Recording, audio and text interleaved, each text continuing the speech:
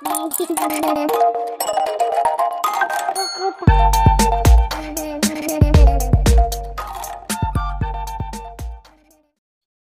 Welcome back to DS fashion designing channel. இன்னைக்கு நம்ம fabric earrings தாங்க பண்ண போறோம். இதுக்கு இந்த மாதிரி பேட்டர்ன்ஸ் உங்களுக்கு இந்த பேஸ் இயரிங் பண்றதுக்குமே தனியா உங்களுக்கு கடைகள்ல அவைலபிளா இருக்கும்.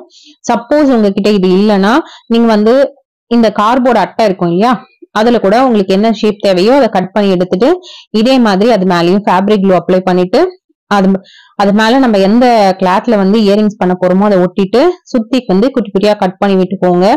இந்த கட் எதுக்கு கொடுக்குறோம்னா, நீங்க ஒரு இந்த மாதிரி ட்ரெஸ்ஸை ஒட்டிட்டு டர்ன் பண்ணும்போது கம்ப்ளீட்டா டர்ன் ஆகணும். சைட்ல எல்லாம் பிசுறு எல்லாம் தெரியாம டர்ன் ஆகணும். அதே மாதிரி நீங்க ஒட்டிட்டே வரும்போது மொத்தமா இப்படி மடிச்சுட்டே வரும்போது ஒரு இடத்துல மொத்தமா வந்துரும், ஒரு இடத்துல லைட்டா வரும். அந்த மாதிரி இல்லாம ஈவனா உள்ள ஃபோல்ட் ஆகிறதுக்கு தான் இந்த மாதிரி குட்டி குட்டியா அங்கங்க கட் பண்ணி விட்டுக்கிறோம். இதை இந்த மாதிரி குட்டி குட்டி பீசஸ இது மேல ஒட்டிட்டே வாங்க. ஒட்டி முடிச்சதுக்கு அப்புறமா இன்னொரு பீஸ் ஆஃப் கிளாத் வச்சிருக்கோம் பாத்தீங்களா, நம்ம அத இதுக்கு பேக் சைட்ல ஒட்டிட போறோம். இதுல லைட்டா இது மாதிரி ஃபோல்ட் பண்ணி விட்டுட்டு ரைட்டா ஃபேப்ரிக் க்ளூ அப்ளை பண்ணிடுங்க. அப்ளை பண்ணிட்டு நீங்க அந்த இன்னொரு கிளாத் இருக்கு பாத்தீங்களா, அதை பின்னாடி வச்சுட்டு அது எந்த சைஸ்க்கு தேவையோ அந்த சைஸ அதாவது ஒட்டினதுக்கு அப்புறமா இப்ப இத ஒரு பக்கம் ஒட்டிட்டோம். இப்ப இதுல ஃபேப்ரிக் க்ளூ அப்ளை பண்ணிட்டு இந்த பேக் சைட இத இது மேல வச்சு எவ்வளவு தேவையோ அந்த அளவுக்கு கட் பண்ணி எடுத்துக்கிறோம். இதை இது மாதிரி மேல வச்சுட்டு கட் பண்ணீங்கனாலே உங்களுக்கு பெர்ஃபெக்ட்டா அந்த ஷேப் உங்களுக்கு கிடைச்சிரும்.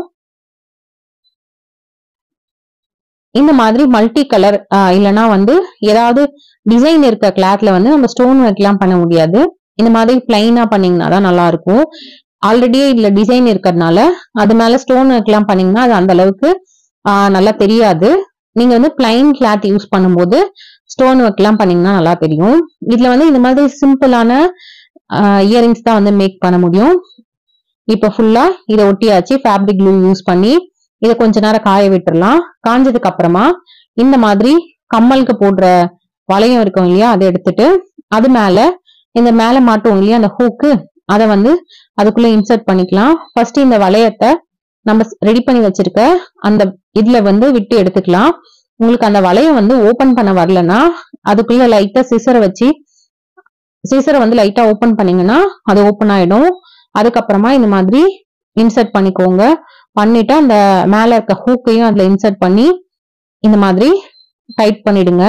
அவ்வளவுதாங்க, சூப்பரான இயரிங்ஸ் ரெடி ஆயிடுச்சு. நம்மளோட சேனல்ல ஆல்ரெடி இதே மாதிரி நிறைய வெரைட்டி ஆஃப் இயரிங்ஸ் அப்லோட் பண்ணிருக்கேன். அது லிங்க்லாம் இது கூட கொடுக்குறேன், செக் பண்ணி பாருங்க. எல்லாமே ரொம்ப சிம்பிள்.